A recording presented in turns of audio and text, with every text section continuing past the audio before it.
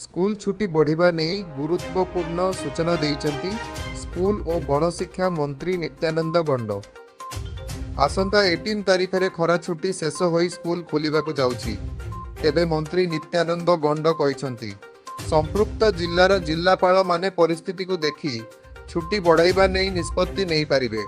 जदि असह्य गरम और गुळुगुळी लागि रहे तेबे संपृक्त जिल्लापाल छुट्टी बढ़ाइबा नहीं घोषणा करि पारिबे। पिलांको पाठ पढ़ारे जेपरि असुविधा हेब नाही एवं गरम और गुळुगुळी रे स्वास्थ्यगत समस्या देखाजिब नाही ता उपरे नजर रखा जायछि। बढ़ी पारे खरा छुट्टी एबे भी दिन रे खरा गरम असह्य होछि। एभଳି स्थिति रे आसंता 18 तारीख रे खरा छुट्टीर समय सीमा शेष हेउछि। एणु निर्धारित समय रे ही स्कूल गुड़िक खोलिबो।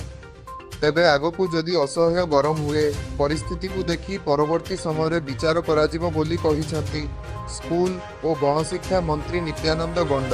मंत्री कहिसंती वर्तमान सुधा स्कूल छुट्टी बढ़ाइबा नहीं सेभଳି कोनोसी निष्पत्ति होई नाही। जदि कोनोसी जिल्ला रे अत्यधिक गरम गुळुगुळी हुए तेबे विद्यालय छुट्टी पाई जिल्लापाल निष्पत्ति नहीं पारिबे। पिलांको पाठ पढ़ारे जेभଳି किछि असुविधा हेब नाही ओ गरम रे स्वास्थ्यगत समस्या हेब नाही ताहा उपरे स्वतंत्र दृष्टि दिया जायथिबा मंत्री कहिसंती।